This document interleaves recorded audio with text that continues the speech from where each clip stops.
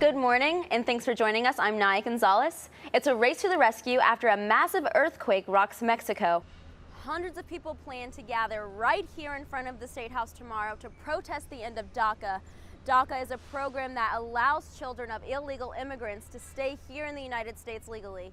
Right now, there are about 800,000 DACA recipients living in Massachusetts. A man is in critical condition today after he was stabbed last night right here in downtown Crossing.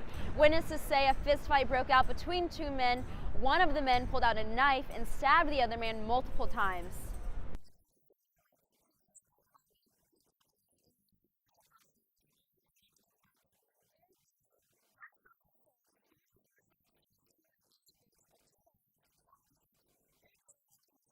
Hello, I'm Niyah Gonzalez, and welcome to our preview of Northeastern's 2017 undergraduate commencement. Here at TD Garden in Boston, we're super excited to be here in the home of some of Boston's greatest sports teams.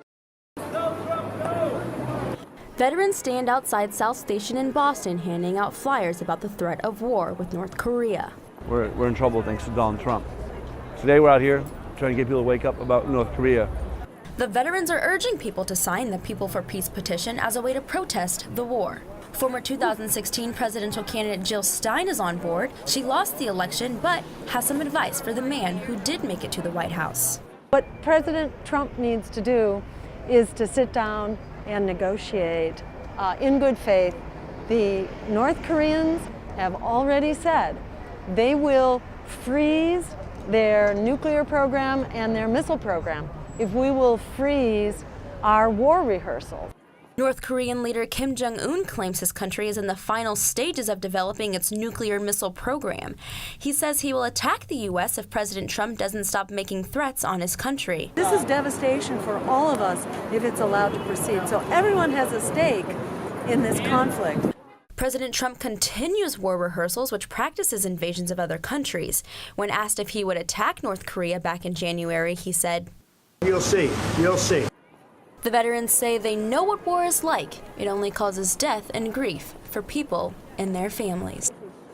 A lot of us have been in war and know how horrible it is.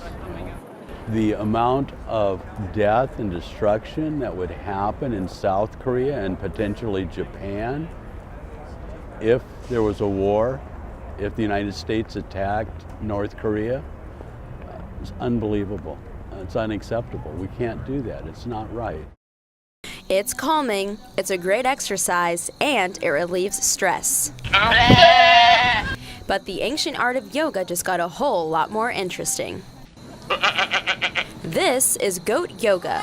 That's right, Chipin Farm in Bedford is giving people a new way to exercise, and it's a huge hit. We had an overwhelming response, so we've just been going from there. Chipin Farm is definitely onto something. They're now offering the trendy yoga classes every Tuesday. It's been selling out like within hours, and we keep adding and adding and adding. So it's been very good. Some people might be hesitant to try out goat yoga at first, but the yoga instructor says, But I feel like no one knows what to expect, and once they do come and hang out with some goats, they're just so happy. The goats offer a great time filled with laughter and relaxation, but the goats aren't always that zen. They like to come out, they like to play with people, they like to try to steal their water bottles and get treats, so it's a lot of fun all the way around. Goat yoga might not be the calmest class you take, but it's sure to be the most memorable. Police are on a desperate search for clues that could help solve the murder of 62-year-old Denise Robert, who was shot in August of 2015 while walking in Manchester. Robert was an advertising saleswoman for a local newspaper. It's unknown what police are looking for, but they are on the scene at this home in New Hampshire searching for evidence. They've gone back to the crime scene, and they've turned it over twice, to the extent of my knowledge. They've done a very thorough job of collecting whatever it is that they can collect. Neighbors say they are confused because the residents living in the home seem like nice people. I've lived here for 14 years, and I've never seen anything like this. The New Hampshire Attorney General's office has confirmed state and local police have an active search warrant to investigate Unit B of the home. I don't know how there could be a connection to these people. Police have been investigating the case for 2 years. Earlier this year, they were on the crime scene looking for the bullet that killed Robert, but they have not been able to crack the mystery murder. Robert's brother says he hopes that anyone with information calls police. My hope, my request would be, if anybody's heard something like this or has any idea of anything that's going on, let the Manchester Police Department know about it.